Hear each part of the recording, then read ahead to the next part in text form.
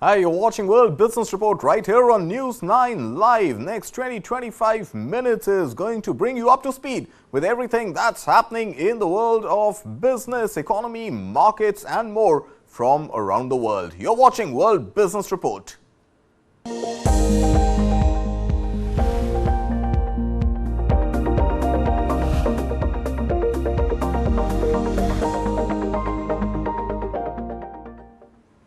All right, let's start with what happened in the U.S. markets. The U.S. markets edged a little lower on Monday, with investors taking a post-Thanksgiving pause, even as holiday shopping season kicked into high gear. The Dow and S&P 500 both slipped roughly 0.2%, while the Nasdaq dropped only a little slightly. Take a look at this report.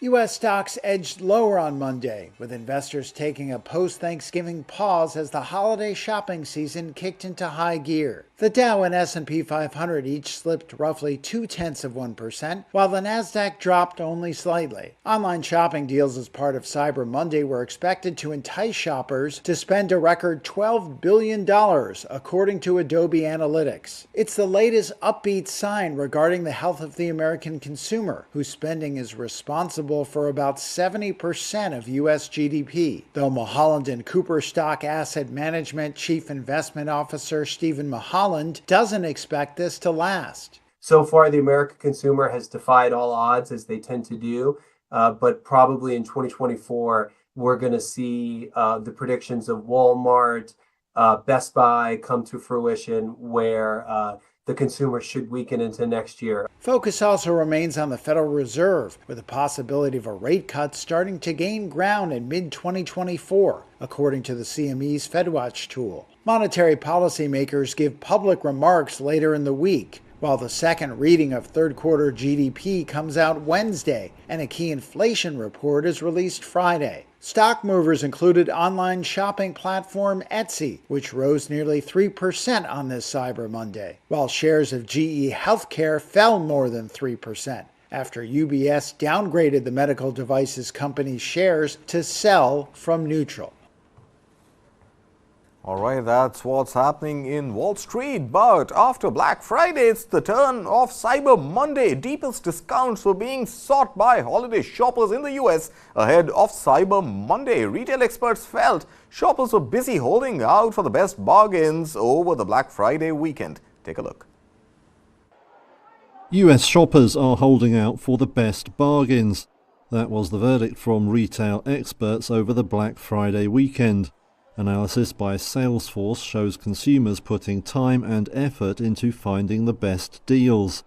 Company Vice President Rob Garf says discounting got off to a slow start, but he says shoppers played discount chicken, holding out for the best offers and winning.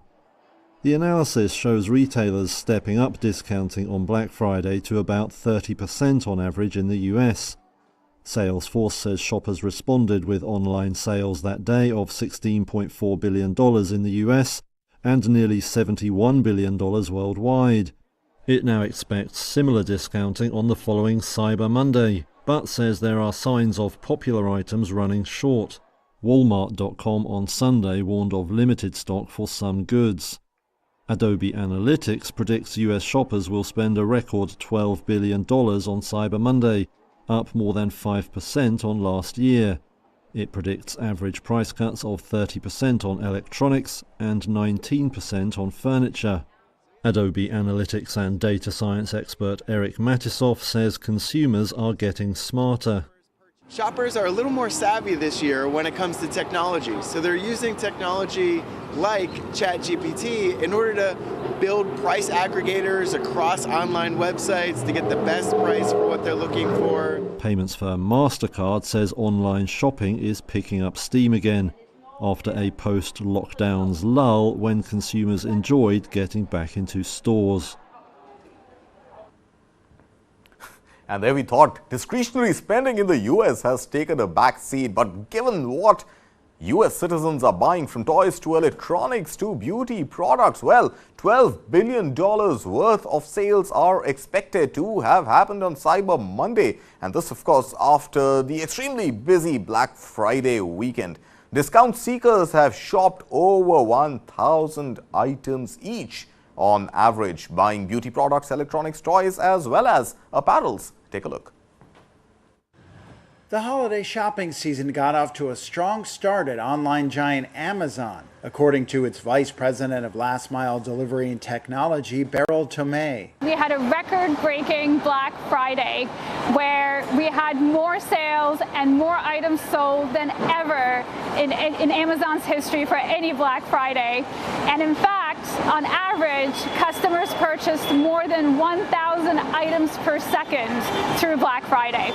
So on Cyber Monday, we're offering millions of deals, dropping every 5 minutes through select periods.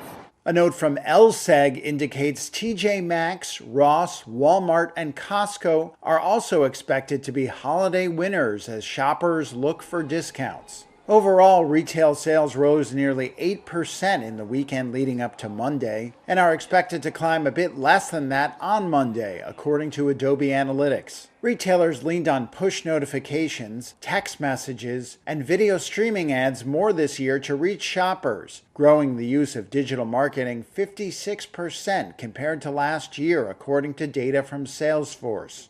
Shoppers are expected to make more purchases this holiday season from their phones than their desktop computers for the first time, according to Adobe. Meanwhile, data from Britain showed shopper numbers and transactions edged lower on Black Friday versus last year. Barclays, which sees nearly half of Britain's credit and debit card transactions, said the volume of transactions on Black Friday was down about 0.6% compared to 2022. All right, moving on from US across the Atlantic to the UK. UK Prime Minister Rishi Sunak has announced 29.5, that's right, close to $30 billion, which is roughly around 37 billion US dollars of private sector investment in Britain at a gathering of global executives on Monday. The investment is aimed at catapulting the country back to Europe's top spot as a destination for foreign investments. Take a look. Prime Minister Rishi Sunak announced $36.8 billion of private sector investment in Britain on Monday. He made the comments at the Global Investment Summit in London, where leading business executives gathered. We are setting about making this the best place in the world to invest and do business. Now, I'm unashamedly proud of Britain, and there is a growing momentum right here in the UK right now. Like many other countries, Britain is looking for private sector investment to overhaul the economy for the net zero era. Last week, the UK government offered permanent tax breaks for businesses to modernise their plants and machinery. Sunak hopes this will attract foreign investors who could help speed up Britain's spluttering economy. Downing Street announced 2 Australian funds would pump a collective $18.9 billion into projects that range from infrastructure and energy transition to affordable housing. US tech giant Microsoft will also make a $3.1 billion investment in artificial intelligence infrastructure. I believe that allowing you to keep more of the return on your capital, our country becomes more competitive as a place to invest, grow, and create jobs. And make no mistake, we are cutting taxes. But several major investors have said the political and regulatory uncertainty caused by Brexit and the political turmoil that followed has hurt Britain's appeal. It's now behind France and Germany in perceived attractiveness for foreign direct investment, according to accountancy firm EY. Sunak said new funding for industries such as clean energy, life sciences and advanced technology would create high-quality jobs across Britain. The meeting comes days after Japanese car giant Nissan said it would build electric cars at its plant in northeast England. All right, Rishi Sunak, their Prime Minister of UK, is saying that there are going to be tax incentives as well as other attractions for private investment to come into UK. Let's not forget, India's own Tata Motors is also creating jobs and establishing a battery-making plant in the heart of United Kingdom. But let's move on for now. The Chinese smartphone maker Realme has said that it has shipped more than 200 million phones since it was established a little over 5 years ago. Most of these were shipped outside of China. Now, data from China also shows that Realme was the 5th fastest smartphone maker to achieve this milestone. Take a look. A Chinese smartphone maker has reached a major milestone. Realme says it has shipped more than 200 million phones. It said it hit the number in the second quarter, with most sales outside China. Data shows Realme is the 5th fastest smartphone maker to reach this goal. The company was set up just over 5 years ago. Leading market analytics firm Counterpoint Research says only 4 companies have reached the target quicker: Apple, Samsung, Vivo and China's Huawei. Realme says it's also ready to take on premium phones with its upcoming launch, the GT5 Pro. The update comes a week after data showed Chinese smartphone makers performing strongly during the recent Singles Day shopping festival, which ran from October 30th to November 12th. Data had Huawei sales up 66% year-on-year, while Xiaomi also rose 28%. That performance drove a 5% annual rise in the overall number of Chinese smartphones sold during the Singles Day period. In contrast, iPhone maker Apple saw smartphone sales down 4% during the period. All right, Realme there trying to eat into, or rather bite into Apple's share. Well, staying with China, major shareholders of companies listed on the Beijing Stock Exchange have been barred from selling their stock on the exchange. The exchange has implemented a new policy to this effect due to worries that such sales could douse a long-desired rally in the Chinese stock markets. The Chinese regulations define a major shareholder as one with a stake of 5% or more. Take a look. The Beijing Stock Exchange has reportedly barred major shareholders from selling stocks listed there. 3 sources told Reuters about the de facto new policy, which they say is meant to stop a recent rally fizzling out. Chinese regulations define a major shareholder as one with a stake of 5% or more. Rules say they're required to make a public filing with the relevant stock exchange before selling shares, but sources told Reuters the Beijing exchange has been rejecting such filings. They added it wasn't clear how long this new policy would remain in place.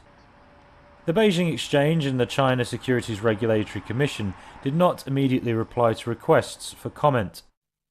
The bourse was launched 2 years ago, aiming to drive funding for innovative small companies nicknamed Little Giants, but investors had largely shown a lack of interest until this month.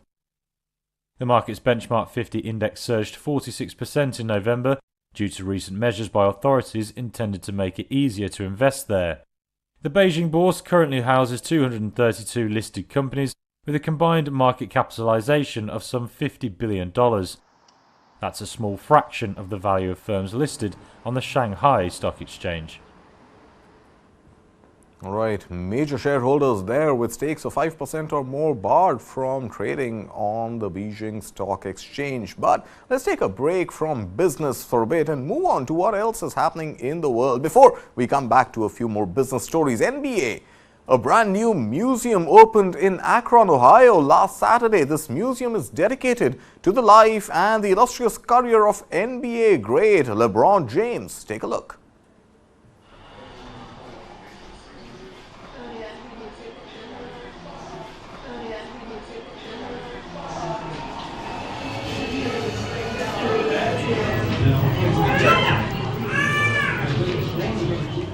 Oh, we probably the story of the family. Look how big that is, man. Ron, can I borrow mine? Read it. Very nice. Here. Wow, so authentic.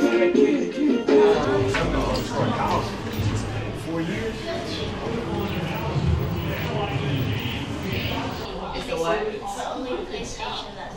Oh, sure. Yeah, but we get more than one. Sure. Thank you.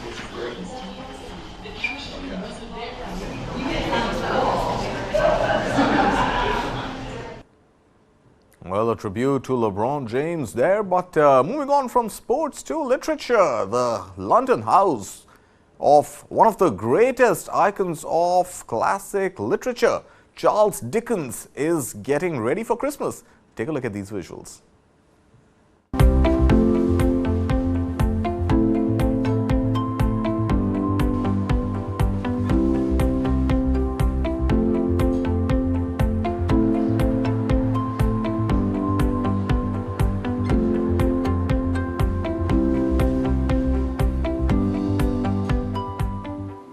people think of Dickens, they often think of Christmas. This often develops, I suppose, from his writing of A Christmas Carol, which is still one of the most popular Christmas stories that we have. But also I think the joy that Christmas held for Dickens. Dickens loved to celebrate Christmas. We know from his daughter that he took a week off. He enjoyed the celebrations, the fun, the games, carving meat. He was wonderful at carving turkeys and other dishes. And so I think that enthusiasm runs through his life, his books, and we love to celebrate that here at the museum.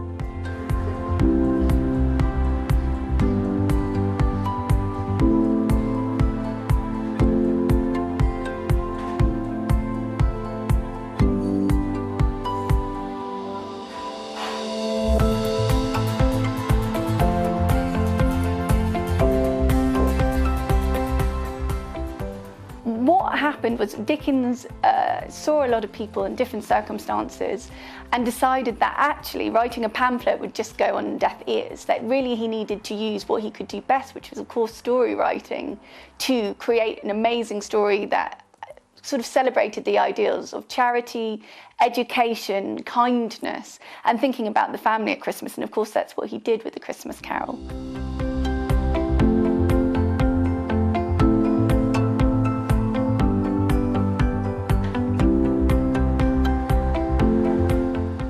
One of the other interesting things, if we think about Christmas Carol, I think for us today, it's, cements his fame. But at the point in which he's writing A Christmas Carol, he's having a huge amount of self-doubt. He's questioning his success, whether he's going to be a writer. His last book hasn't sold very much at all. His publishers don't really want to underwrite the costs of printing A Christmas Carol, and he needs to make money for it. So he actually self-publishes A Christmas Carol in the first instance to try and make some cash. But actually, it is the magic formula, a Christmas book, a beautiful gift edition, and this really powerful story. And of course, it's something that we celebrate him for today.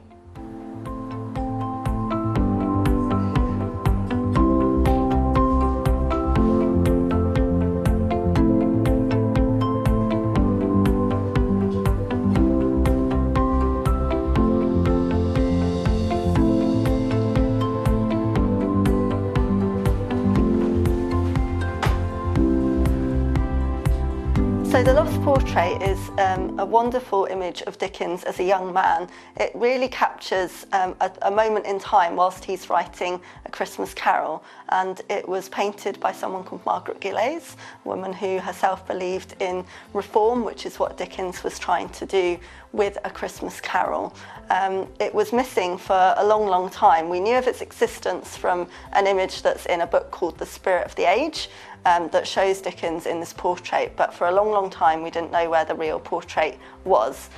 Yeah, so in 2017, this portrait was found in a flea market in South Africa, and it was covered in mould and just amongst a load of other trinkets, and no one really knew what it was. But as a miniature, they contacted Philip Mould and Company, as they have a miniature specialist, and they were able to identify it as this lost portrait of Dickens by Margaret Gillies. In 2018, it went on display at Philip Mould's gallery, and we were able to then raise enough money to purchase it for the Charles Dickens collection, and it's on display now in our study.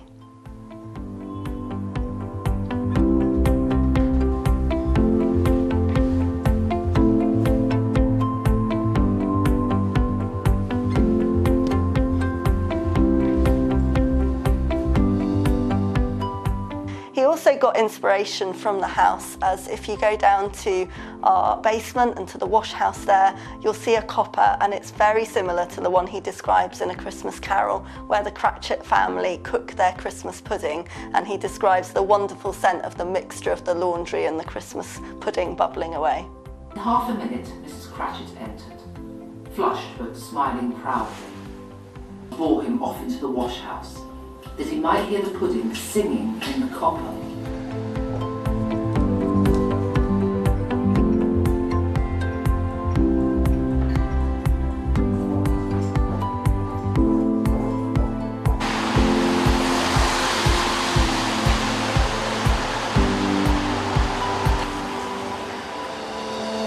Well, Charles Americans there in all his Christmas glory. But moving back to business, Nissan's ambitious $1.4 billion investment to manufacture new electric vehicles in the United Kingdom signals a significant stride towards electric vehicle innovation as well as production. Remember, this comes before the Prime Minister of UK, Rishi Sunak, offered the tax incentives and the package to attract investments into the country. Take a look. Nissan is doubling down on the UK. On Friday, the Japanese automaker said it would invest $1.4 billion to build new electric vehicles at its plant in Sunderland, Northern England. It made its electric Leaf model there for years and will continue to do so. But the new plan will also see production of electric versions of its popular Qashqai and Duke crossovers. That's part of the company's move to offer only EVs in Europe by 2030. Nissan Chief Executive Makoto Uchida. By 2030, we expect all our passenger car sales in Europe to be EV. With today's announcement, we are making that vision happen. The new project is expected to receive government support, but Nissan didn't provide any figures. The deal also fires the starting gun on UK Prime Minister Rishi Sunak's Global Investment Summit, which is due to take place next week. He'll host the Nissan chief as part of that event. So it's a huge vote of confidence in the UK and in our automotive industry, and it's great in advance of the Global Investment Summit. The company's new investment supports some 7,000 workers in Sunderland and many more in the supply chain. It also cements the country's role as a key hub for the company.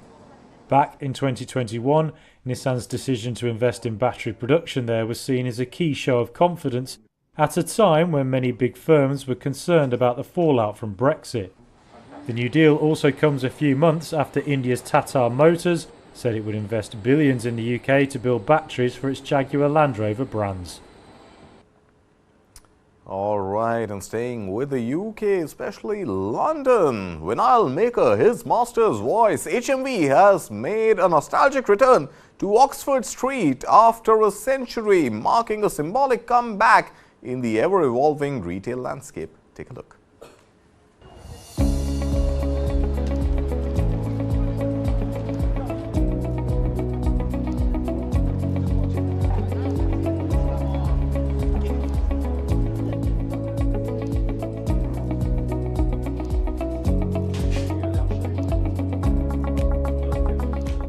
Yeah, I think you need to have a great experience. You have to have a reason for people to come out to your store. For us, it's a great selection. It's browsing.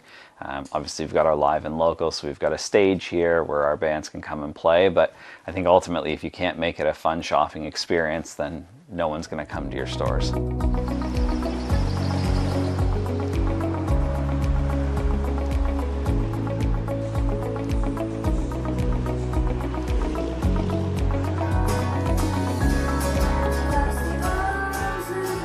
When you really look at how iconic this store really is, I would say it's arguably the most famous record shop in the world.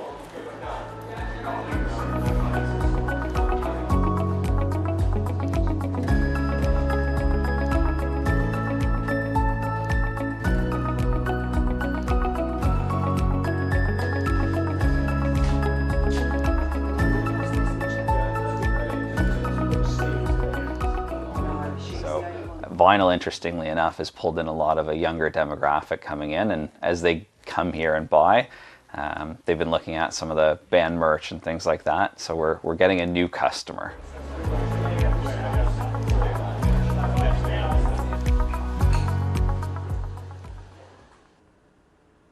Well, news continues right here on Newsline Live, but we've run out of time for today's show of World Business Report. We'll be back tomorrow, same time. Thanks for watching.